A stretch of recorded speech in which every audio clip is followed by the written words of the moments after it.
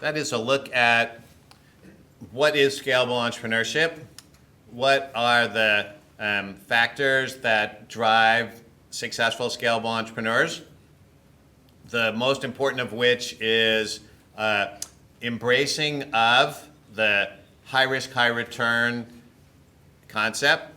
We need to take high risk to generate high return. This means we're going to have to risk failure, and most of the time we're going to fail, but a very small percentage of the time we're going to succeed big. This leads to some very interesting differences between this scalable venture world that we inhabit, that I inhabit, and that we're learning about in class, and the real world, meaning the world outside of that. So what type of situations does it lead to that we're not used to experiencing?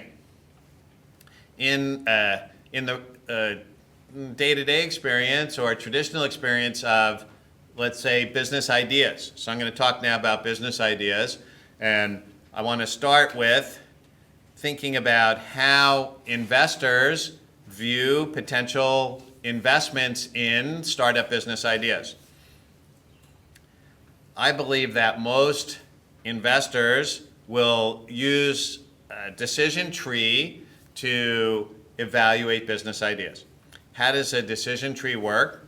Decision tree works by the investor has broken down their evaluation of business idea into a series of yes/no gates, so that if the idea passes through one gate, it then goes to the second gate. If it passes through the second gate, it goes to the third gate. If at any point in this process it doesn't pass through a gate, the investor just rejects the idea.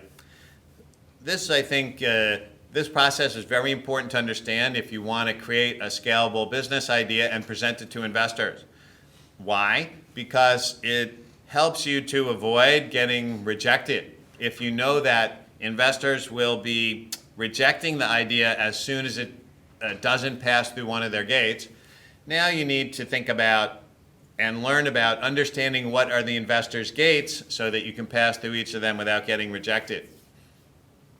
Decision trees are not the only way we can imagine to make decisions like whether I should consider an idea for investment or not, but I'm pretty sure, based on my own experience and interaction with investors, that most investors will decide on this basis.